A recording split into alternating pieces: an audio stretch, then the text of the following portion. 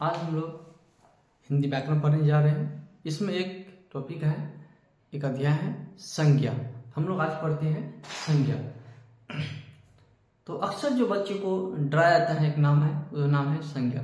कहीं कुछ पूछते हैं बच्चों से, बोलो संज्ञा क्या होता है। लेकिन संज्ञा का बहुत आसान परिभाषा है, एक शब्द में परिभाषा है, नाम को संज्ञा कहते हैं। नाम को संज्ञा कहते हैं। यदि और इससे लंबा लीजिएगा तो किसी वस्तु के नाम को संज्ञा कहते हैं। तो किसी चीज का एक परिभाषा नहीं होता है, बहुत सारे परिभाषा होते हैं। आपको जो आसान लगे, अच्छा लगे, समझ में आए, उसको याद कीजिए। तो हम लोग पढ़ते हैं संज्ञा। आइए फिर इसे देखते हैं संज्ञा के भेद। तो संज्ञा के 5 भेद होते हैं। 5 भेद होते हैं: व्यक्तिवाचक संज्ञा, जातिवाचक संज्ञा, समूहवाचक संज्ञा, द्रव्यवाचक संज्ञा, भाववाचक संज्ञा। तो आप लोग केवल इसका नाम याद कीजिए, परिभाषा हम चुटकी में याद कर देंगे। बस नाम का विश्लेषण करना सिखा देते हैं, परिभाषा अपने आप बन जाएगा। नाम का विश्लेषण कीजिए, उससे परिभाषा बनेगी, रखने की कोई आवश्यकता नहीं है। चलिए तो आइए हम लोग पढ़ते हैं संज्ञा। तो संज्ञा का जो आसान परिभाषा है वो हम लिख देते हैं। संज्ञा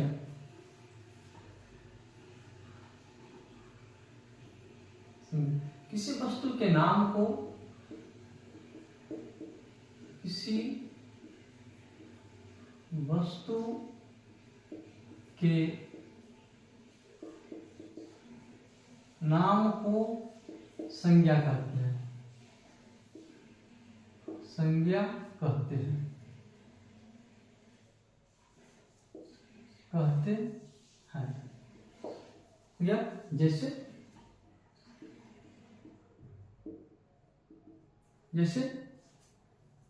कोई वस्तु है, इसका नाम क्या है? मार्कर। तो क्या हो गया? संज्ञा। नाम क्या हो गया? मार्कर। ये क्या हो गया? संज्ञा। ये वस्तु है कोई, इसका नाम क्या है? वो क्या है? इसका संज्ञा। ये क्या है? कोई वस्तु है, इसका नाम क्या है? किताब। ये क्या हो गया? संज्ञा। इसका नाम जो है किताब, वो क्या हो गया? संज्ञा। नाम क्या है? इसका नाम है मार्कर। इसका नाम है board, white board. White board क्या हो गया? संज्ञा। नाम जो है वो हो गया संज्ञा। जैसे किताब, किताब, पेन, राम, धरती,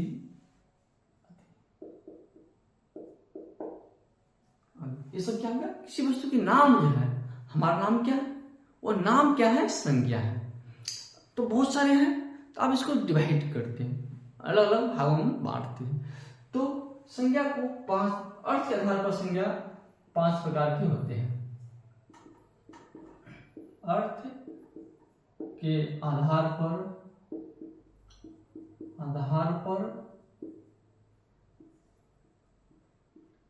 संज्ञा 5 प्रकार के होते हैं,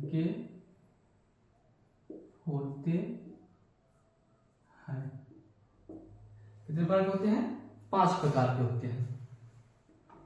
एक में व्यक्तिवाचक संज्ञा, व्यक्तिवाचक संज्ञा। 2 जातिवाचक संज्ञा, जातिवाचक संज्ञा।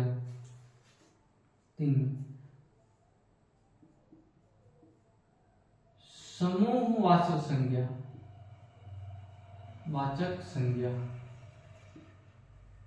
समूहवाचक संज्ञा। 4 द्रव्यवाचक संज्ञा,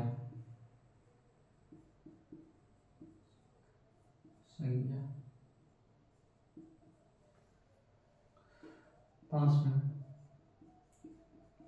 भाववाचक संज्ञा,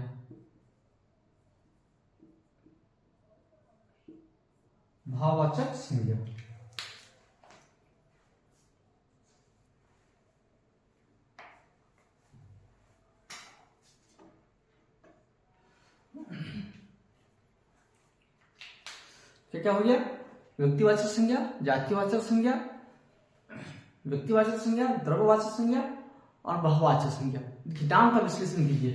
व्यक्ति जिस संज्ञा से व्यक्ति भर का बोध हो, जिस संज्ञा से व्यक्ति भर का बोध हो, खास वस्तु का बोध हो, जो दुनिया में केवल एक हो, दुनिया में क्या हो, केवल एक हो, उसे हम कहते हैं व्यक्तिवाचक संज्ञा। तो हम शॉर्ट में इसका परिभाषा देखते हैं। शॉर्ट में एक बार इसके नाम का विश्लेषण करके हम एक परिभाषा देखते हैं, फिर इसको विश्लेषण करेंगे। तो हम लोग संज्ञा, संज्ञा क्या है, किसी वस्तु के नाम को संज्ञा कहते हैं। संज्ञा के 5 भेद हैं, व्यक्तिवाचक संज्ञा, जातिवाचक संज्ञा, समूहवाचक संज्ञा, द्रव्यवाचक संज्ञा, भाववाचक संज्ञा। जिस संज्ञा से व्यक्ति भर का बोध हो उसे व्यक्तिवाचक संज्ञा कहते हैं, जिस संज्ञा से जाति भर का बोध हो उसे जातिवाचक संज्ञा कहते हैं, जिस संज्ञा से समूह का बोध हो उसे समूहवाचक संज्ञा कहते हैं, जिस संज्ञा से द्रव्य का बोध हो उसे द्रव्यवाचक संज्ञा कहते हैं, जिस संज्ञा से भाव का बोध हो उसे भाववाचक संज्ञा कहते हैं। बस हो गया। नाम का विश्लेषण कीजिए, परिभाषा अपने आप बन जाएगा, रखने की कोई आवश्यकता नहीं है, इसको समझिए, इसका विश्लेषण कीजिए। आइए हम लोग विश्लेषण करते हैं, फिर चलते हैं। आसान से, कितना आसान परिभाषा है, जो नाम है उसी से परिभाषा बनता है, जो नाम है वहीं से परिभाषा बनता है। व्यक्तिवाचक संज्ञा, जिस संज्ञा से व्यक्ति भर का बोध हो। व्यक्ति भर मतलब क्या होता है, जो दुनिया में केवल एक हो। कहेगा किताब, तो किताब तो बहुत सारा है, बहुत सारी किताब है, तो क्या हो गया, जातिवाचक संज्ञा। जैसे कहेगा पहाड़, पहाड़ तो बहुत सारा है, लेकिन कहेगा हिमालय, हिमालय क्या है, एक है, तो हिमालय क्या हो जाएगा, व्यक्तिवाचक। लेकिन पहाड़ रहेगा तो पहाड़ क्या हो जाएगा, जातिवाचक। कहेगा जैसे लड़का, लड़का बोलते हैं, कह देगा राजू, राजू क्या है, एक है, तो वो क्या हो गया, राजू व्यक्तिवाचक संज्ञा हो गया। तो जिससे केवल दुनिया का में एक ही हो, जो दुनिया में केवल एक हो, कंसेप्ट समझने से, जो दुनिया में केवल एक ही हो, वो हो गया व्यक्तिवाचक संज्ञा। जैसे सूर्य, चंद्रमा, पृथ्वी, हिमालय, गंगा, यमुना, जो चीज केवल एक है दुनिया में, वो क्या हो गया, व्यक्तिवाचक संज्ञा। व्यक्ति भर का बोध हो, जैसे क्या हो गया, पृथ्वी, सूर्य, हिमालय,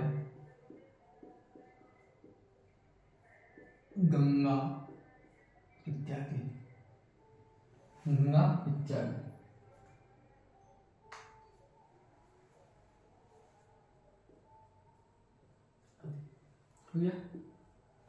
जातिवाचक संज्ञा, जिस संज्ञा से जाति भर का बोध, पूरे जाति का बोध, यानी हम कह रहे हैं लड़के बदमाश होते हैं, तो यानी पूरे लड़के के बारे में हम कह रहे हैं। गाय दूध देती है, यानी पूरी दुनिया की गाय के बारे में हम बोल रहे हैं। गाय की जितना जाति है पूरी दुनिया में, सभी के बारे में हम कह रहे हैं।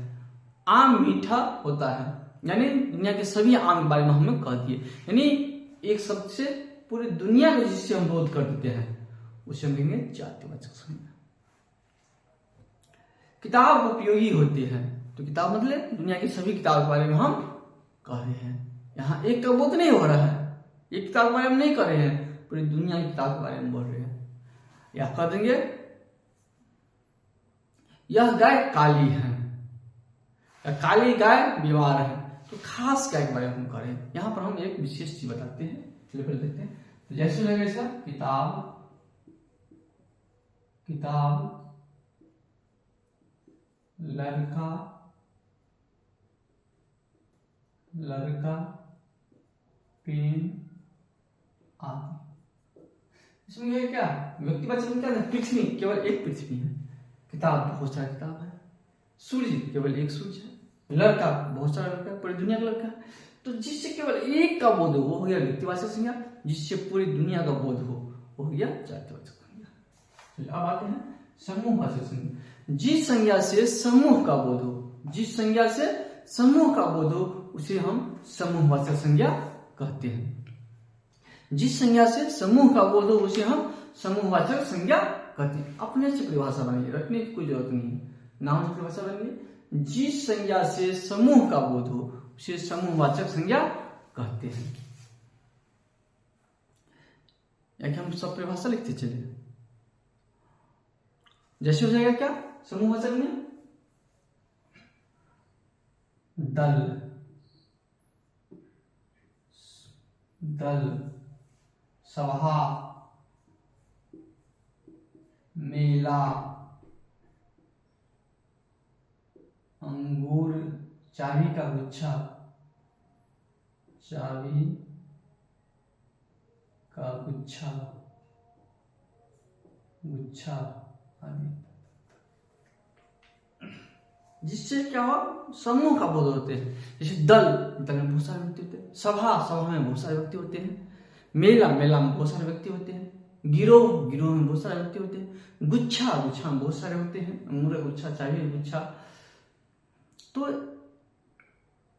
ऐसा सब जिससे समूह का बोध हो रहा हो, ऐसी संज्ञा जिससे समूह का बोध हो रहा है, उसे हम समूहवाचक संज्ञा कहते हैं। जिस संज्ञा से समूह का बोध हो उसे समूहवाचक संज्ञा कहते हैं। द्रव्यवाचक संज्ञा, जिस संज्ञा से द्रव्य का बोध हो उसे द्रव्यवाचक संज्ञा कहते हैं। या ऐसा परिभाषा ऐसे कह सकते हैं, जिस संज्ञा से नापने या तौलने का बोध हो उसे हम द्रव्यवाचक संज्ञा कहते हैं। यानी कि स्वप्न परिभाषा, जिस संज्ञा से द्रव्य भर का बोध हो उसे द्रव्यवाचक संज्ञा कहते हैं। जैसे दूध, दूध हम क्या करते हैं, नापते हैं। घी,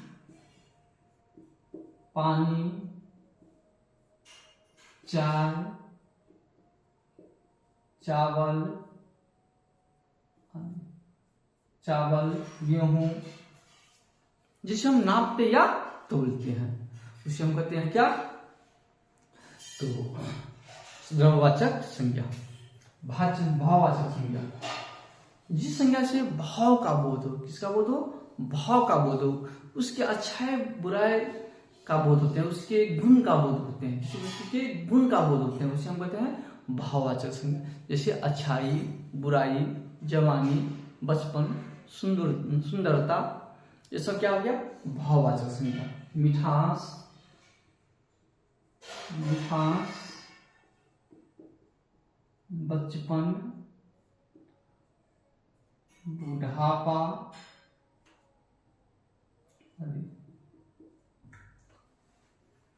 ये हो गया। लेकिन कंफ्यूजन क्या होता है, लेकिन हाई क्लास में जब पूछता है, मैट्रिक में जब पूछता है, तो यहाँ पर एक वाक देगा और वाक से कहेगा बताने के लिए यहाँ पर कौन सा होगा। जैसे एक एग्जाम्पल लेते हैं, आम मीठा होता है, आम मीठा होता है, आम मीठा है, आम 5 केजी है। यहाँ पर सब जगह क्या है, आम है, आम है, आम है। लेकिन क्या है यहाँ पर आम, क्या होगा, कौन सा संज्ञा होगा, जातिवाचक, भाववाचक, क्या द्रव्यवाचक, व्यक्तिवाचक, क्या होगा। हर वाक्य में यह आम अलग अलग हो रहा है। यहाँ पर हो जाएगा जाति, जातिवाचक, क्या हो जाएगा, जातिवाचक। आम मीठा होता है, यानी कि दुनिया के सभी आम मीठा होता है। आम मीठा है, खास आम, हम जो खा रहे हैं आम, उस आम के बारे में हम कर रहे हैं, वह आम मीठा है। केवल एक आम के बारे में बोल रहे हैं, यहाँ हो जाएगा व्यक्तिवाचक, व्यक्तिवाचक। आम 5 केजी है, आम को वजन किए हैं, यहाँ आम हो जाएगा द्रव्यवाचक। तो वाक्य पर निर्भर करता है, कोई संज्ञा जो है वो क्या होगा।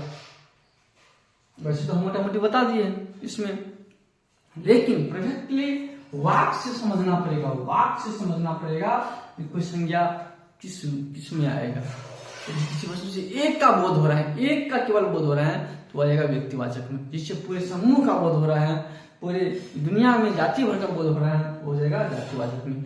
जिसमें नापने या तोलना का बोध हो रहा है, वो आ जाएगा किसमें, तो द्रव्यवाचक में। चलिए ठीक है, हम लोग ये पढ़ लेते हैं, पढ़े आज पढ़े संज्ञा। जिसको पढ़िए समझिए, जो दिक्कत होता है इस पर कमेंट कीजिए, लिखिए, परिभाषा को अपने से लिखिए, अपने से लिखिए और क्लियर कीजिए।